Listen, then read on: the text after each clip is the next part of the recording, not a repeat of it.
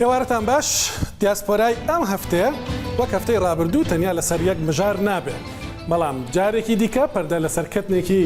گەورە هەڵدەدەینەوە کە لە هۆڵەندا بەرامبەر کورد کراوە. ژنێک کە دادگای هۆڵەندی بە تاوانی داعش بوون سزای 30 مانگ زیندانی بۆ بردراوەتەوە لەلایەن حکوومەتی هۆڵەنداوە بەڵگەنامەیەکی ئەستۆپاکی دراوەتێ. بەو بەڵگەنامەیە ئەو کۆنە داعشە دەچێت لە گرنگترین دامەزراوەی پشتیوانی لە کۆچبەران لە هۆڵەندا کار دەکات و دۆسێ یاسایی زۆر لەوانەی دەدرێتە دەست کە لە دەست داعش هەڵاتونە بە تایبەتی شێزیدەکان. پەرلەمانی هۆڵەندا لەسەرەوە باسە گەنگەشەیەکی تند و گەرمی لەگەڵ حکوومەت دەست پێ کردووە. ئەم شەو جگە لەوەی وردەکارەکانی ئەو دۆسەیە ڕوون دەکەینەوە، میوانداری وەها حەسۆش دەکەین کە بربژێرە بۆ پەرلەمانی هۆڵەندا و لە دیبەیتەکانی پەرلەمانی هۆڵەندادا باسی ئەو هەڕەشەکان لەسەر ژیانی ئەوە.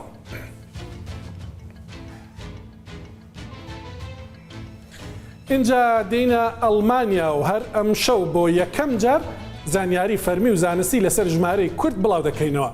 تەنیا لە ماوەی 10 ساڵی ڕابردوودا 500,000 کورد لە ئەڵمانیا داوای مافی پەنابەریان کردووە. زنارشینۆ بە دۆداچوونی بۆ ئەم دۆسەیە کردووە.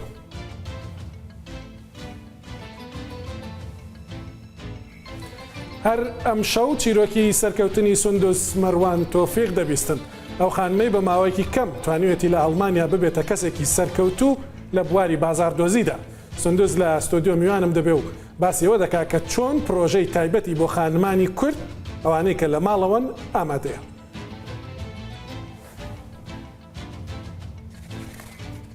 دوایش دەچینە ئەمریکا. هەیمەن هۆمەر دەناسن ئەکتەرێکی سەرکەوتووی کورد کە دەڵێ کارەکانی لە ئاستی هۆلیوودن.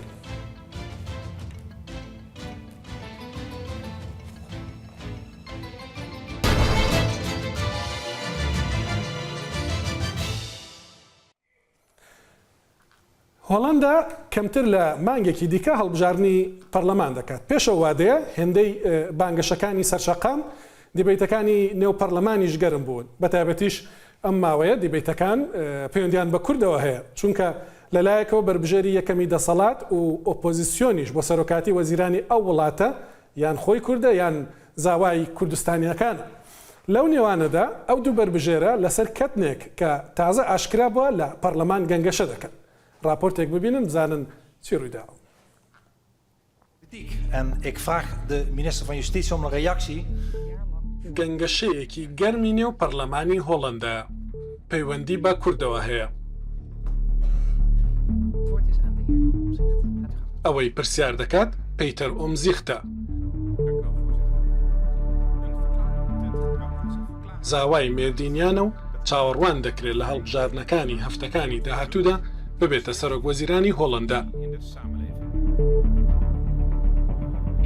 ئێستا وەک پەرلەمانتار لە حکوومەت دەپێچێتەوە لەسەر دۆسەی ژنێکی کۆنە داعش کە حکوومەتی هۆڵەندا بەڵگەنامەی ئەستۆپاکی داوتێ بۆ ئەوەی کار بدۆزێتەوە. ئەوەی هەمووانی نیگەران کردووە ئەوەیە کە ژنە حکوم دراوە داعشەکە بۆ ماوەی ساڵێک لە ڕێکخراوی پشتیوانی لە کۆچبەرانی هۆڵەندا کاری کردووە. لەوێ دۆسەی یاسایی ئێزیدی و ئەوانی دیکەی لەبەردەست بووە کە لە شەڕی دژی داعشدا پەنایان بۆ هۆڵەندا هێناوە.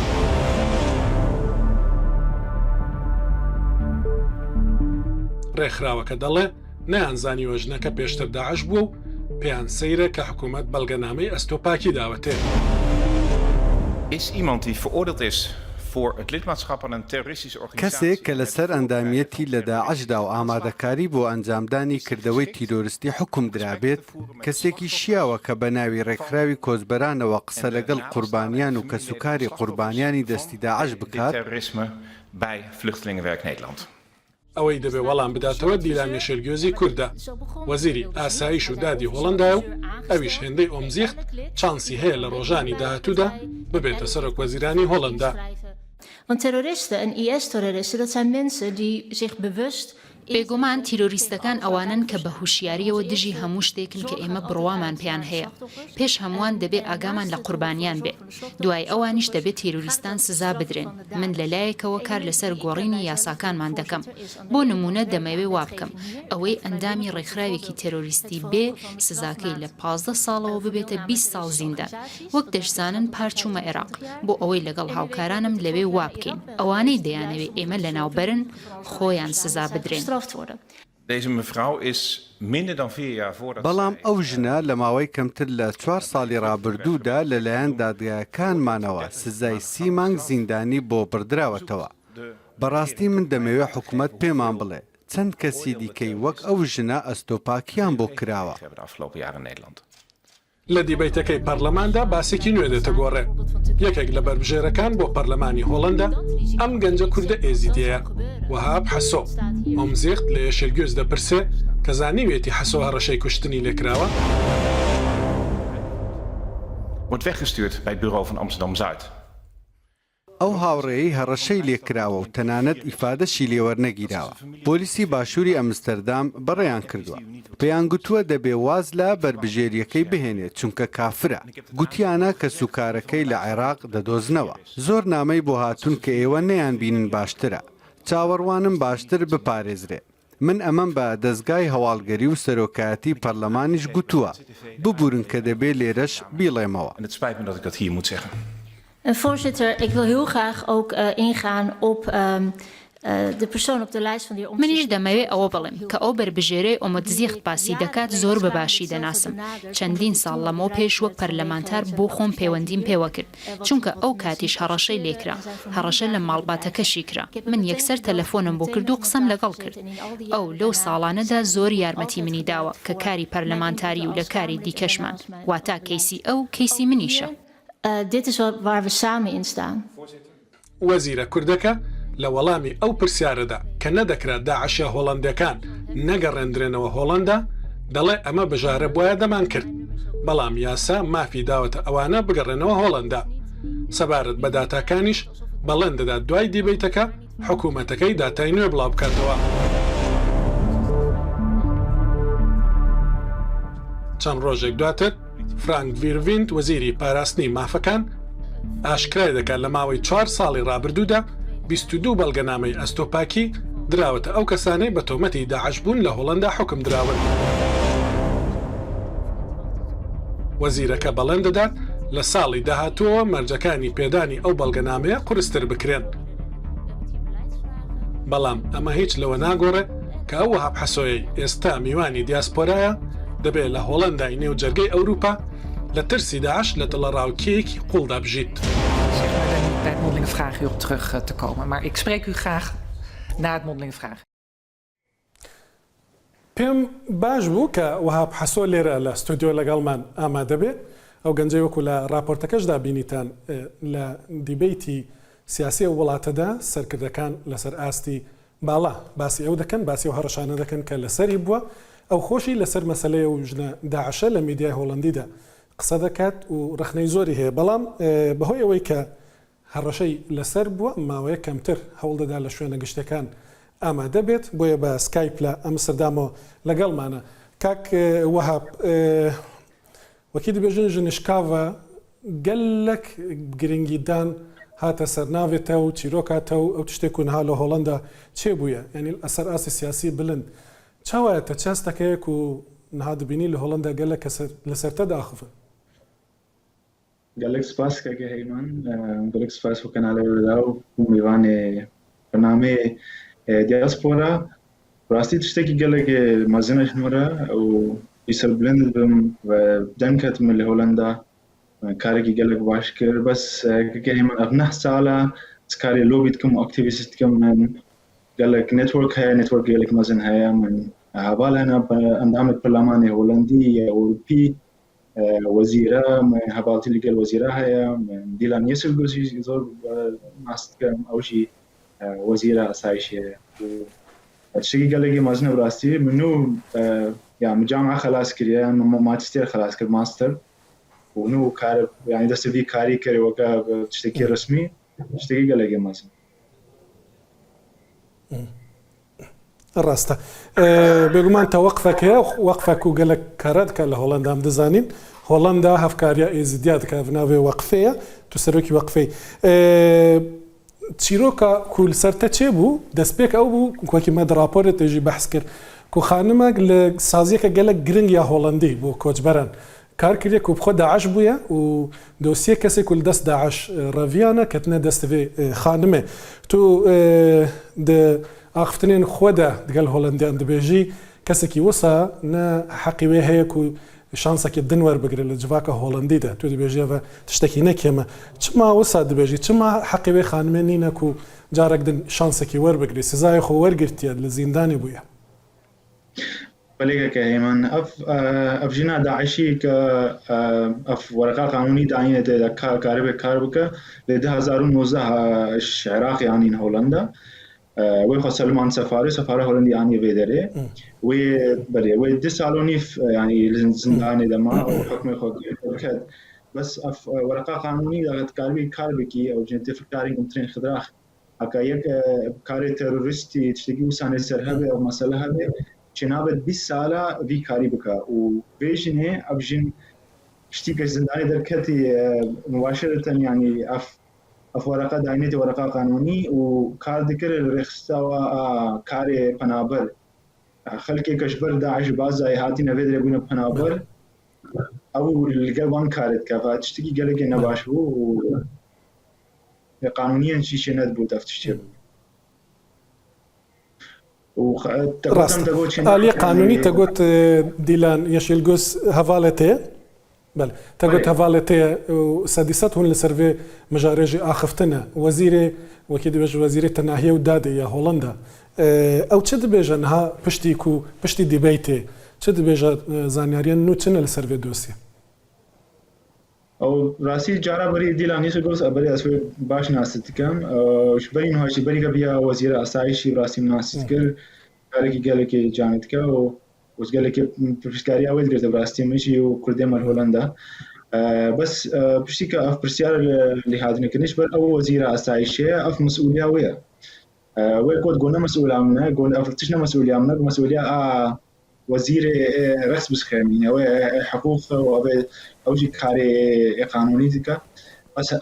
تالي وكا مسؤوليه ديلان بو مباشره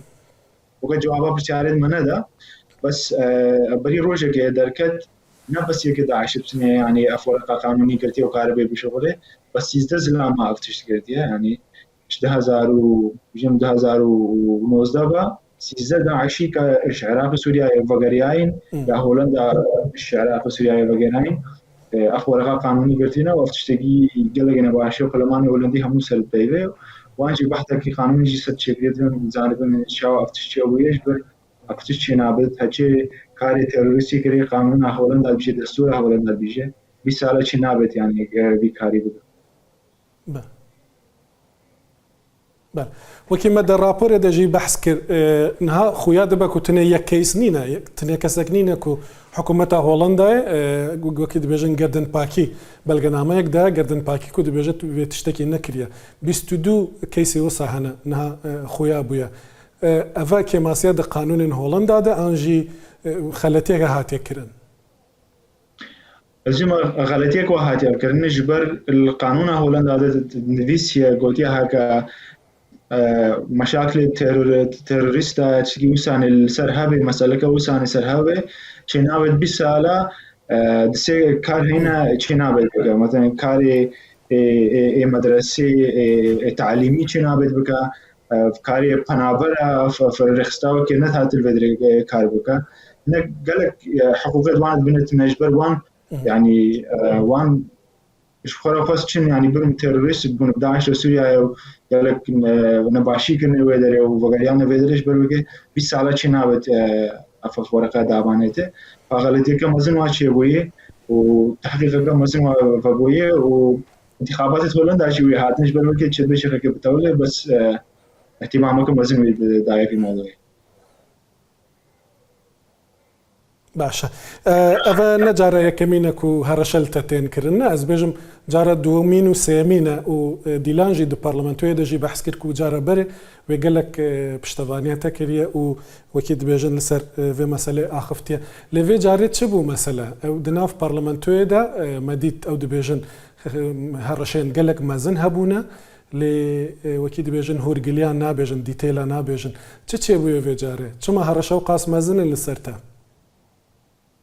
از بیشم نحس عالم دست وی کاری لوبی کری و اکتیویزم کری از پشتا خلق خود گرم پشتا ملت کرد و تایبت یزدی و همو خلقی که تعدلی هاده کن علی داعش و تروریست داعش و پشتی فرمانه جبر وی که بیشم او که مروبت وان چید بت هبن الوان داره او شی وسانه وان تشتی نباش مرچینن و پلیس وقت الحقيقة كم هزين راكري وكذا كم من هي منين جكوي شوفن و شروجا بعيد راستي يعني وزير أسايش ديلان أو شيء كرد معايا راستي وبشتام مقرتو بشتام ملتي مقرتو أو شيء شو كردستاني جم إيسال ما دو ما سيب أو شيء شو كردستاني جلبس على كده شيء شو كردستاني إيش بر ملتي إسدي ببينه كذا كروشاوان شوايا وذا كردستاني شوايا أساي قانوني أمني بله تو دچی پۆلیس جەم پۆلیسە ئەمستردام دەبێژی مەترسی لەسەر ژیانە من هەیە و ئەوژی وەکی دەبێژن گەلک جددی ناگرن لێ پشتیک و نەها دەرکەتیە مەسەلە چێ بووە نەها مژارە وەکی دەبێژن مەترسیا سەر ژیانەتە بەجددی هاتیە وەرگتن توخوا وەکی دەبێژن نەها باشتر دەبینیک و وەکی دەبێژن ئەو کەیساتە جددی هاتیە وەرگتن بله راستی یارا پلیس چون مکتب شرطه امستردام چون جه پلیس گودن گو گتشتگی جدی من ندیت یعنی دامبلیت بماشینن دوان واحد شيء نكر وان ود شتيمة جدي نبر راستی بشتي هنگه یا رئيس حزب عما بيتر أومزيخ البرلمان السلبيفت وفتشتكي عيب يقل فيدر الهولندا بدولة ديمقراطية وقانونها به تهديدات شيربن ويك بشتاوي نقري ولازم ببي ورابن وبشتي هنگه بوليس امستردام تليفون امكر وكاري مبريبه بر وبحتكي وكرينه وكاجي كابين تشاهي يعني تو نها روشاخو باشتر دبينينه دزاني نها بجدي هاتي ورگرتن بله او هناك كارد مهابون راستي من كاريس وان كارا بريفو مش برفان في مسألة بس بشتي كا بيتر أمسكتم برابي راستي بوليس مبرابوشي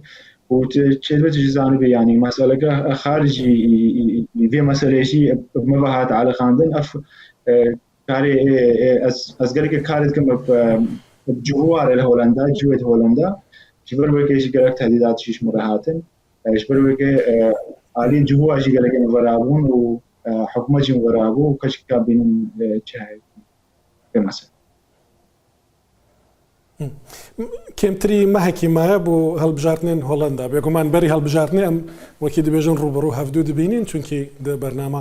دیاسپۆرا دەژیم وەکی دەبێژن باخێکی تایبەت بوێ مەسەلە ددن لێ نهاکو ئەف هەڕەشە چێبوونە تو بەردەوام دەبی خۆکاندی دکی بۆ پەرلەمانتۆیە تایبەتیژی از دەزانم شانساتە گەلێکی مەزنەک و ببی پەرلەمانتەر ئەنژی دەبێژی نکارم گەلێک سپاس کە راستی من خۆڕەشی حاندش پەرلەمان ڕێژبەر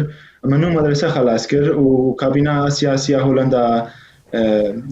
فشلیش بروکه من پیتر اومزیک باش ناس کردم و خارج عندش پارلمان را و اسبینم از نباشه من کسی کی یعنیش مر دنگ خوب دامه بس کسی که مناست که زانه راستی از کارم چی و از چه زانم چی کارم جم گلیشی شوی که و بشتام گرن و جیم چیزی مازن اشی راستی یعنیش من دنگ شملت کدر الپارلمان هولندا عالی دیپلماسی وزارت خارجیه سفارة قنصلية راسي يعني قال لك هاشتكم تشتكي وساني بكم وبس ثاني بله پرسیارێکی دەرەوەی کەیساتە نها دیلان کوردە ئەم دەزانین ئەگەر ببە سەرۆک وەزیران یعنی کوردێک دەبە سەرۆک وەزیرانی هۆڵەندا ئەگەر پیتەر ئۆمزیخ وەکوی دەبێژن سەرۆکی پارتیاوە ببە سەرۆک وەزیران زاوایەکی کوردستانیان نه چونکی خانماوی نەکوردە لێ کوردستانی مێردینێ دەبە سەرۆک وەزیران ڕەوشە یا ئەنجی پەیوەندیە هۆڵەندا دەگەڵ کوردستانێ پشتیوان هەڵبژاردنان باشتر دەبە بە باوەڕیاتە تشتكي سديسة راستي يعني بيتر أومزيخ قال لك زاني ناوي ونري ناوي هاي سر كردستاني وسر روشة كردستاني ليش برويك هكا في كابينة وكا تشيبو هكا ديلان بيتر هالدو تيدابن راستي تشتكي قال لك باش بيجمش كردستاني ليش آلي دبلوماسي وأجي راستي شعري خبر تخسير معكم و تشتكي قلقي باش هكا وسانية بو. باش پامێک بە سۆرانیش بڵم لە بەنێو بانکترین شۆی هۆڵندیدا وێنەیەکی وەهابیان دانابوو کۆمەڵێک میوان خەڵکی قسە ڕۆیشت و قسەیان لەسەر دەکرد پێ دەکەنین دەیانگوم کوڕە قۆزە لەبەر قۆزیەکەی ئەگەر دەرچێت دوایی وەهاب خۆی جوابیدانەوە لە ئەکاونتەکانی خۆی گوتی من بە ماوەی 9 ساڵ لە هۆڵندا توانیمە ماستەر بخوێنم لە زانستە سیاسەکاندا کەسەکەم سەرکەوتوم ساڵانی دوور و درێژە ئیش دەکەم کاری سیاسی دەکەم پەیوەندی زۆر باشم هەنە ئەوەی کە سرم دەخا ئەو شتانەیە نەک قۆزیەکەم زۆر زۆر سپاس وەهاب حەسۆ لە ئەمستردامەوە لەگەڵمان بوو دەچمە ئەڵمانیا لە یان دێمە ئەڵمانیا خۆم لێرەم لە ئەڵمانیا بە بەردەوامی ژمارەی جیاواز سەبارەت بە ژمارەی کورد باز دەکرێن کە چەند کەس لێرە دەژیت کە کووردە هەر دامەزراوەیەک خەمڵاندنێکی هەیە هەموو لاش دەزانن کە بێگومان لێرە کوردی یەکجار زۆر دەژین و دەڵێن ژمارەیان دەگاتە ملیۆن بەڵام کاتێک دوای سەرچاوی زانستی ئەو ژمارانە دەکەوێت هیچ دەست ناکەوێت ئەمە تاوەکو ئەم ڕۆژانە ڕاست بوو بەڵام ئێستا بۆ یەکەم جار بە شێوەیەکی زانستی ژمارەی کورد لە ئەڵمانیا ئاشکرا کراوە زناشینۆ پێتان دەڵە ژمارەکە چەندە و چۆنیشە و ئەنجامانە بەدەساتون دو ئەکادەمیست و مامۆستایان زانکۆیەکە ئەڵمانیانە دوو لێکۆڵینên سەرنجڕاکێش و تایبەت بە کوردان لە ئەڤی وڵاتی دخەنەڕوو li jêr navê cudakarî û regezperistî li hemberî Kurdan li Almanya di dû semînarên akademî û encamên her dû lêkolînan hatîne pêşkêşkirin li vê derê hatine encamdan. Xanima Almştat bû demê salekê babetên peywendîdar bi Kurdan ve di platformên dijitalî yên 5 dezgehên diyariyên rojnamevaniyên Almanya belav kirîne lêkolîn kiriye. Encamê wê ji bi dest xistî aliyekî Kurdan ehrîmenin, tawankar û xirabkarin û aliyê din firîşte ne, xwasta xwe guncandinê heye û helgirên hêviyan e. وێنەیەک بە خوێنەران دەدرێت کە کورد ئەندامن لە گروپەکانی تاوانکاری لە کاتی خستنەڕووی تاوانکاریەکان لەسەر بنچینەی ئیتنیکی پەنا دەبردرێتە بەردەستەواژەی دواکەوتوو. خاڵی دووەمیش ئەوەیە کە وێنەیەک بۆ کورد دەکێشرێت کە خواستی ئینتیگراسیۆن و خۆگونجاندن بەدەست دەهێن و ئەمەش بۆ توانای پێداگیریکردنیان دەگەڕێتەوە کە ئەم مرۆڤانە هەیەنە بەرامبەر ئەو ڕەگەزپەرستی و بێزارکردنی پێکهاتەیە. Profesör Çınur Qadrî yek ji diyartirîn akademîstên Kurd Almane di biyavê xwe de derbareyî nasname û pirrengiyê karê komelayetî di qonaxên piştî şerî de lêkolînên wê yên diyar hene. Li vê dawiyê derbareyê regezperistiya li beramberî Kurdan li Almanya dihête encamdan lêkolîn kirîne û pişkek ji lêkolîna wê derbareyî hejmaran Kurda ye li evî welatî. بە پێی لێکۆڵینەوەکە ئێمە توانین بڵین کە بەلایانی کەمەوە 1.3 میلیۆن کورد لە ئەڵمانیا هەیە و بنەمای ئەو ژمارەش ئەوەیە سەرچاوەکانی سەرچاوی ڕسمین یەکیان یەک خۆی حکوومەتی ئەڵمان 2011 بە ڕسمی بڵاوی کردو کە ئەوان وا بۆی ئەچن کە 800,000 کورد لە ئەڵمان هەبێ و سەرچاوی ئەو 800,000 لێکدانە و سەرچاوی تر بوو کە لەگەڵ ڕێکخراوی ناوەند لە ئەڵمانیا لە بۆن بێکەوە گەیشتبوونە ئەو نەتیجەیە و سەرچاوی دووهەمەوە بکوان باش ئەگەر لە 2011 تا ئێستا 2023 بمانێ کۆی کەینەوە لەگەڵیا چەند ئەکا پەیوەندیمان کرد لەگەڵ فەرمانگای فێدرالی بۆ کۆچ و کۆچبەری و ئەوان بۆیان هەموو ژمارەکانیان بۆ ناردین هەموو ئەو کوردانەی لە ساڵانی 2010 تا ئێستایانی 13 ساڵی ئەخیر لە هەر شوێنێکەوە بێ نەک تەنها تورکیا عێراق ئێران و ئەو شوێنانی کە چاوەڕێکرێ بەڵکو جیۆرگیا ئەرمەنستان مۆلداڤیەن زۆر زۆر شوێنی ترکە کورد لی بوو یان کۆچی کردو بۆ ئەڵمان و کۆی ئەوان 537,000 کەسە لەو کاتەیە ئەو 537,000 کەسە هەڵبەتە هەندێکی لێکەمە بێتەوە ئەوانەی کە مافی پەنابەریان وەرنەگرت و لێرەش نەماونەتەوە لە بەروی نێراونەتەوە یا خۆیان ڕۆیشتونەتەوە بەڵام لە هەمان کاتە خەڵکی تر هاتوون وەکو بازرگان وەکو خوێندکار و ئەوانەی کە ڕەدیش کراونەتەوە ئەتوانین بڵێن ئەکسەریەتیان یا زۆربیان هەر ئەمێنەوە لە ئەڵمان لەبەرەوە بە کۆ ئەتوانین بڵێن ئەو 800,000 و ئەو نزیکەی 500,000 بەیەکەوە بەلایانی کەمەوە 1.3 میلیۆن کورد لە ئەڵمانیا هەیە و بەو ژمارەیە توانین بڵێن کە یەکێک لە گەورەترین نەتەوەن لە ئەڵمانیا کە هەنوەکو کۆچبەر. جلێکولینە پروفسۆر قادری دیار دەبێت کو تەنێ دناوبەرە ساڵن 2013 حتی 2023 و تا 10 ساڵن دەرباز بوویدا نزیکی 9 میلیۆن کوردان داخوازە پەنابەریە لە ئەڵمانیا کردیە.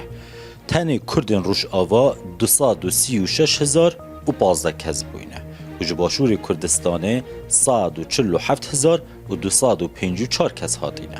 Di salên 2022 û 2023 da hejmara Kurdên ji Bakur hatîne Almanya gelek zêdetir e bi berawir li gel salên pêştir û hejmara herî kêm ber bi rojhelatiyan dikevin ku hemû bi hevra di wan 10 salan da tenê 12,200 kesin. Im politischen Diskurs kann sie auch da an Sichtbarkeit Du ji saziyên civaka sivîl yên Kurdên Almanya digel her du akademistan ezmûnên xwe yên bi piranî tal û nexweşin yên karkirinê bi saziyên fermiyên evî welatî da û di navbera Kurdan bi xwe jî da par vekirin. Zinaşîn û Rûdaw, Almanya. ناوبڕێک وەردەگرم دوای ناوبڕ ئەوەی کە دەیبین گرتان لێ دەبێت بۆ بەتاوەتی و خانمانی کە لە ماڵەوەن زۆر سەرنج ڕاکێش دەبێت چۆن دەتوانی لە ماڵەوە بی بەڵام پارش پەیدا بکەی بەشداربی لە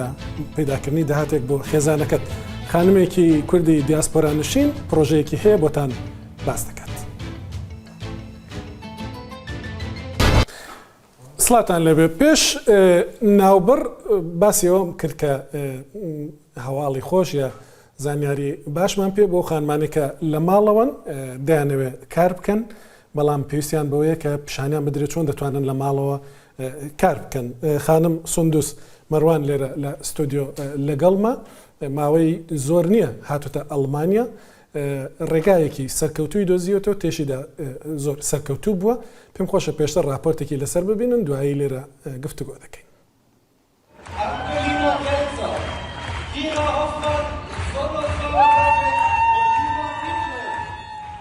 منام سندسة عمري 21 سالة أو حف صالة لألمانيا ما من كردي جورانم خلكي دوبردان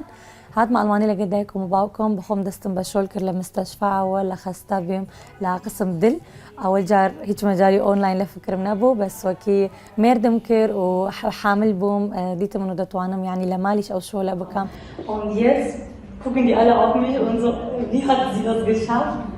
Habe ich geschafft, weil ich an mich geglaubt habe.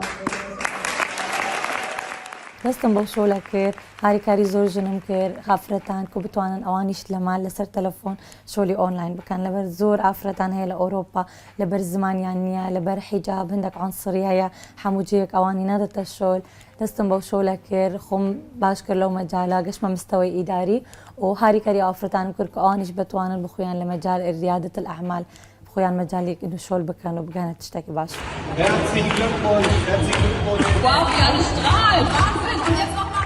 ئیمشەویش میوانم لەسەر قناتی ڕوودا و لە بەرنامەی دیاسپۆرام دا بچێک زیاتر لەسەر ئەو کاری ئۆنلاین بۆتان قسە بکەین و نیشان ئەو ئافرەتان بدەین چاوە دەتوانن ئەوانیش لە مال لەسەر تەلەفۆن کاری ئۆنلاین بکەن. سندس خانم بەخێر بێ دوای لەو راپۆرتێکە دیتمان دەبینین لە هۆڵێکی گەورە هەمووی چەپڵەت بۆ لێدەن و هەڵدەستی دەمێ بۆم باسکەوە چییە ئەوەی کە ڕووی داوە بەڵام پێشتر ئەوەی کە پێش ناو بڕێژ گوتم چۆن ژنان تۆ یارمەتیان دەدەی دەزانم پرۆژەیەک هەیە چۆن ژنان دەتوانن لە ماڵەوە بن نەڕۆنە دەرەوە بەڵام ئیش بکەن. ئەو بەری ساڵێک و دوو هەیڤ دەستم بۆ شۆلە کرد لەگەڵ شەریکێکی ئەڵمانیە شۆل لە مەجای ئۆنلاین مارکتینگە هاریکاریە ئافرەتان دەکەین لە مال و ئەوان محتاجینە دەچنە دەرێ شۆل بکەن لەو مەجالە و ئەوەش لەسەر ئەمە بە منتەجاتی بە مەجای سەحە جوانکاری عینایە و ئەوان ئەو تشتانە لەسەر ئەنتەرنێت دەتوانن بفرۆشن بنفس وقت دەتوانن لە مەجای مارکتینگ خۆیان بەرز بکەن دەستم بەی کرد نیشانیانم داکو و ئەسالیبی شۆل چاوە ئەوان بتوانن لە مال شۆل بکەن چونکە ئەو شەریکە زۆر بمان ئاسانی کردیە موقعک بناوی خۆمان هەیتەمان و لەسەر ئەو موقع ئەوان دەتوانن خۆ تشتی ینی بۆ یەکودی ینی بنێرنیش ینی محتاجین ئەو بچن شەحنکەنیان تشتێک بەس دەچنەوە موقع خۆیان و شەریکە هەموو شەحن دەکەت و هەموو تش بۆمان دەبێ ژنەکان لە ئەڵمانیا بن یا دەکرێت لە هەرجێکی دنیا بن. نا أولا ولاتي أوروبا بريطانيا وتركيا يعني تقريبا بس لو دولتك كان بخوم لقلم زور شوال ده كان لنمسا هولندا سويسرا نرويج بلجيكا كرد أري راستا هي تريشن تو بخود شون دست بكرت أوندي بزانم زور نية لألمانيا وانيا راستا شون بوتيروكي تو شون بحوت صالة راستا بري حفصال هاتم ألمانيا لقيتك مباوكم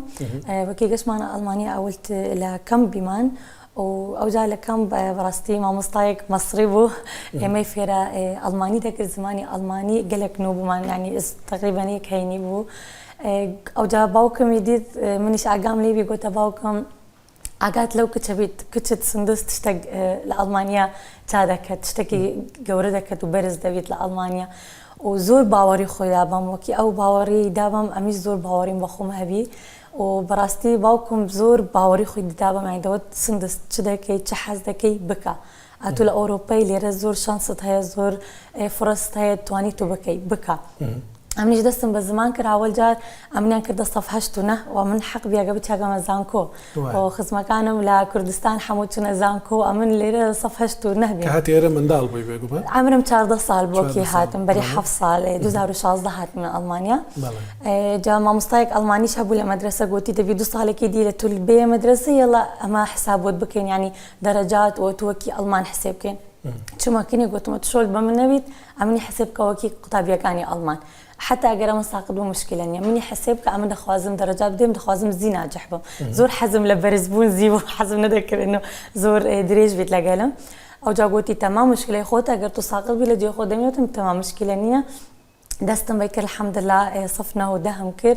سيم كسمين على سر مدرسة وقتي باشي دستم بعوز بيلدون كر دستم بعوز بيلدون كر لمستشفى لمجالي تمريض چونكا لعوز بيلدون غير لألمانيا توانية تو شغل بكي راتبك ببي وبنفس وقت دراسة بكي بخويني ومش حزم ذكر خوين تنخون بهلم دستم بعوز بيلدون كر ولا لا عوز بيلدون جيش بوخلك ترجمان عوز بيلدون بيقومان بكردي خويندني بيشية راستا بالضبط وكي خلاص مكر الحمد لله مردم كر وكي مردم كر بحال بيم الحمد لله مردت كرت أوش ما نشكر يعني عمر 20 طالبو وكي مردم كردو بحامل بيم براست ديتم إنه يعني لمال أمنات وانم يعني لمال دانيش بيت اشتك بكام ديتم قال لك جن ليرلا ألمانيا مشكلة يعني هي إنه وان زمان نزانن لبرز زمان زور إيش يعني نطان لدري شول بكان عندك ليان ظلاميان قبولنا كان لدري ايش هو البكان وعندك ليانش لبر حجاب لير لاوروبا عندك عنصريه هي ناطوان اللحم يجيك الشغل بكان والناقرين للشغل وجا دوكي كيف ما يشول اونلاين ديتم لسر انستغرام زور واخليك شغل ده كان تم اوكي خم بجربينم كاسحكم كاتشتبيت دستم بيكر يعني لمن رايت شغلك يا عاد يعني اوكي شغل اونلاين خم دست بكم بس زور كلمه دلخوم وقلت متخوازن بقى ما تشتك يعني لو شوله وده تبيرم دايما ما مستاي مصري وتباكم كنت برز دافيد حسب داك تشتك بكم كولي برز ببم الحمد لله زور افرت انا مناسكر لسر انستغرام سر فيسبوك بشكل عام سر سوشيال ميديا باوريان بمكر نشاني انا مدا بخم اول دراستم كرتشاوا ماركتينج تشاوا يعني او خلك بتوان لسر انترنت تسويق بكان لبرهم كسكن طاي تسويق بكاتن نشاني ام دا فير يعني مكر فريقك زور قورم شاكر ولبر فريقك قورم شاكر ويعني بينصد شصد كس تقريبا انا قال بالضبط هندك لان يعني كامل يعني هندك لان اللي هو يعني نيان تواني بس يعني تقريبا شصد كاس لكن مدس يعملوا شو لك اوصلك ودهيفا لي صالك ودهيفا او فيديويك بيني ما خلقك تشبل لداوله وهلا قوري او تشي تصيروا داوله او لبر امن زور خلكم هاريكاريان مكرتشاوا اوان زور افرد يعني لو مجال الشغل بكن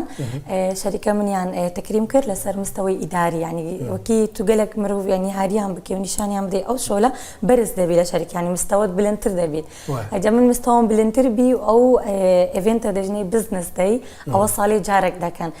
اعلامتين لهولندا بريطانيا دنمارك فرنسا حموها تبين رؤساء شركه لو يبون وهمو كسك يعني لمستوى اداري بوك وخوي برز كربو تكريم يانكر جايك شت جرينجا بينر بيزانه الكومبانيا جيش دكي تشل صاله لالمانيا ايشي ماركتينج دكات و ايشي ماركتينج يا بازار دوزي زماني كي باشي بيويستا زور شتي بيويستا انجا وردگیری است تو لنا اوان بلين وكو دله ترفيعت كردوا شو يسر چم مرجك هبو كواي كرتو اوازو بتواني سركوي براستي أمن ديجم إنه أمن زور باورين بخوم هبو إنه باورين بخوم هبو دايكم وان زور من دعم كرلو مجالا وخوم فيرك لبر فيربون زور مهم يعني دي مروفقي فيركتن دائما يعني علم دا بيتا بيشتر ومن زور خوم فيركر شوما فيديوهات لسر يوتيوب خوم فيركر لمال سر تلفون وهيدي يعني توانستون بجماعة وتشتا وزور خلق باوري يعني بامكر يعني اسلوبي شولم لقليان اسامبو عندك خلق شولي ماركتينج زور جيران ده كان وصعب ده كان بس امن بويان اسانا مكركو وان بتوانن يعني باسلوبك بسيط شول خويان بكن لمال ببي انه بتنا داري وزمانش محتاجني لو شوله او شوله اما بهمو بكرديه يا بعربي دكين محتاج زماني الماني نينا ئێستا ئەگەر خانمێک بوون من لە بەریتانیا کوردە بەمان بینێ چۆن دەتوانێت دەست پێ بکاویشە دتواني لسر انستغرام بوم رسالك فريكت بۆ تۆ رسالك بوم دنيريت او جاد دجمه بين اني خوتان الناس يار كان دبي عمري يعني هجده صال وسروا بيت چونك كم تر هجده صال كان بيتن وبس انه اقامه كهبي لبريطانيا يعني لچ دولتك اوروبي بس بي بتواني ايش بكات بالضبط لبر بس بي شولكا واكيد سيام بشو يعني او تشت تمام بو بوي اول شيء شرحتكم لسر شولكا دبي حمود شتي بقعد عول دجمه بين لقزلام خوتاني قصبكن وكي ظلامك ايش رازي بيت او ايش رازي بيت وحمود شتي ده ظلام لي تقدر چونك ظلام ده باورناك انه باخم ظلام باورني ذكر انه شولي اونلاين راستا بس هاوجينك براينا ذكر سركوتوبي راستا بس وكي سركوتو شو قناعتك بينا شلون بتقول من سركو قد مي بهلم خم بجربينم واجر ناجحنا بهم تجربه يعني استاذ الله يجزيك سركوتي استاذ زور يعني فخوره انه يعني سركوتي يعني ما بيش لقلت هاتوبو راستا يعني زور سرفلن بيستا راستا بمنزي كان دبي بدايك تندرستكي باش بۆ دەخوازم دوای ئەوە هەر دەتوانی بەردەوام بی لەوەی شەیان پێت وایە دوای مەسکە دایکاتی هات تەواو دەبێت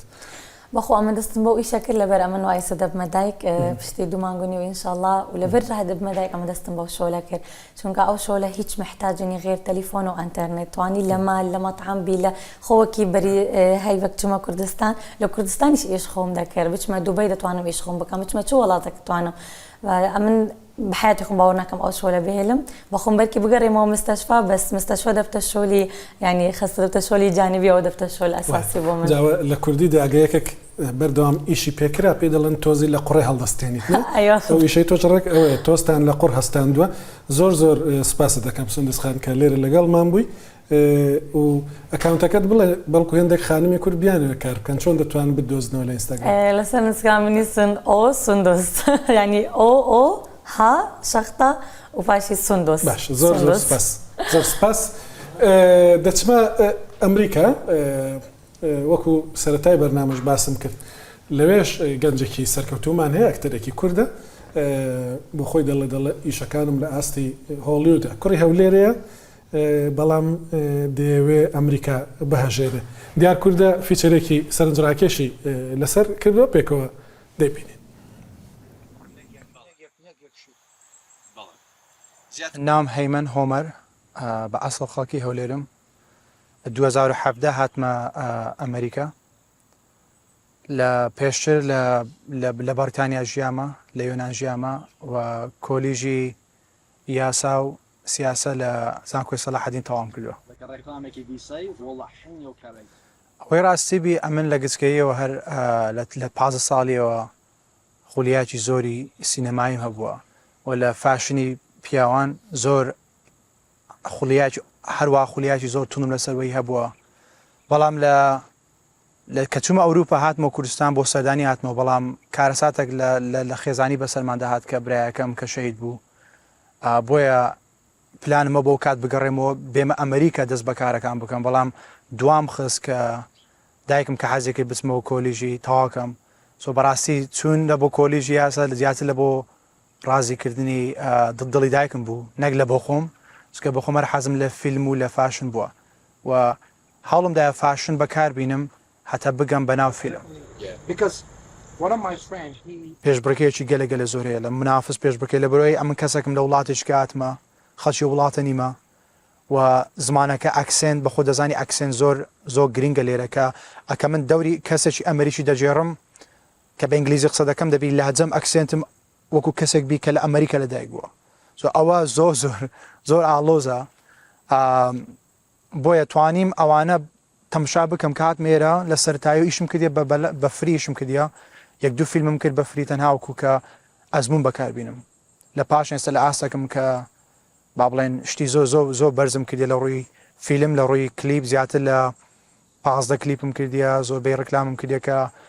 ڕکلام و کلیپەکانم لە ئاستی هۆلیوودن یەکێک لە ڕکلامەکانم لە 27 ویلایەتی ئەمریکا لە مۆڵەکان درایە. What an interesting name. A city destroyed by its own arrogance. In my country, it is customary to speak when spoken to. لێرە زۆربەی جار ئاودیشن دەکەم سێڵ تەیپ دەکەم سێڵ تەیپ ئەوەیە کە دەرهێنەرە یان پرودوسەرە کە سیڤەکەی من دەبینی ڕسمەکانی من دەبینی لە بۆ فیلمێک بۆ لەوانێت 100 نەفەر تەقدیم بکاتن ئەو وەکو چاپێکت نەکە لە بۆ ئیش لە بۆ ئی وەرگرتنی و فیلمە بۆیە ئەو سێڵ تەیپت بۆ دەنێری لەوانێ 5 پاربی 10 پاربیتن دەڵێ دەمەوێت ئەو سینە دروستکەی ئەو بەشێک لە فیلمەکە دروستی دەکەی سۆ لێرە ئەمن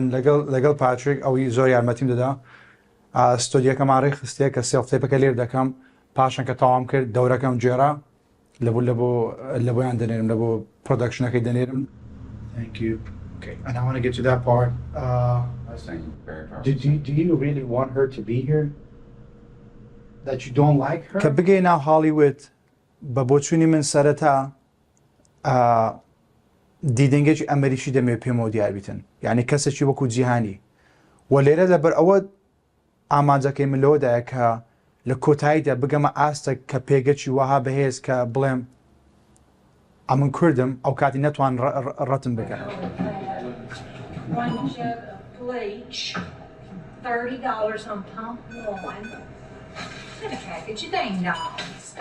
زۆربەی کە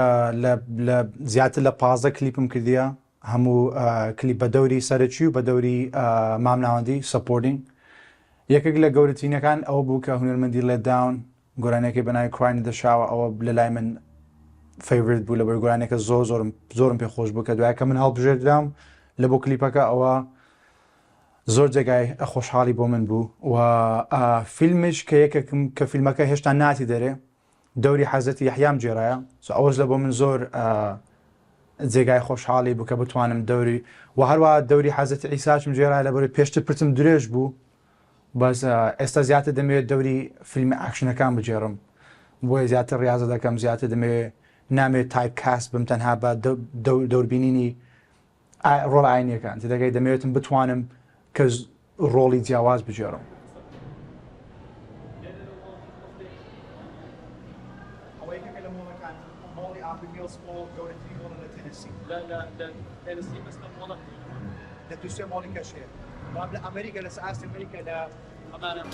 بێگومان کاری سینەمایی و ڕکلام و یان فاشن بە یەکەوە زۆر نزیکن لەبەرەوەی لە هەموو سێتێکی فیلم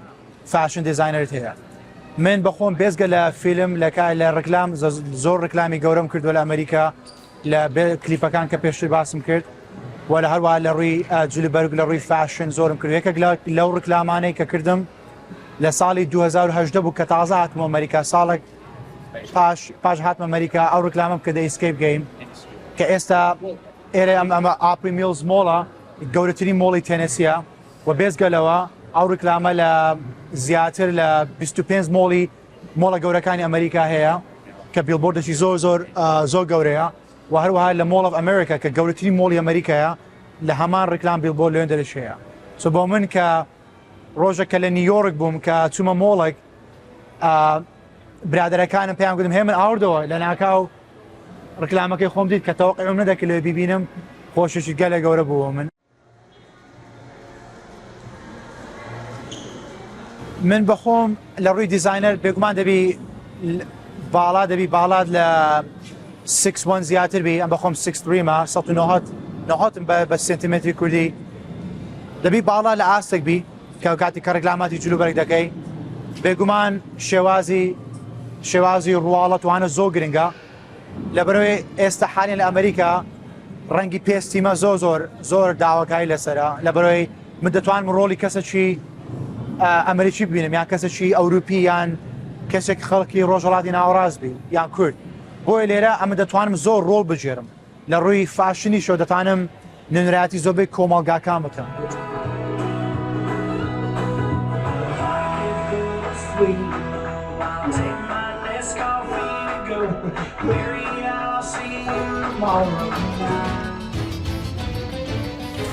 ئەمە دیاسپۆرای ئەم هەفتەیە بوو تا دیاسپۆرای هەفتەی داهاتوو لە هەر شوێنە گەن بێ بەڵامن.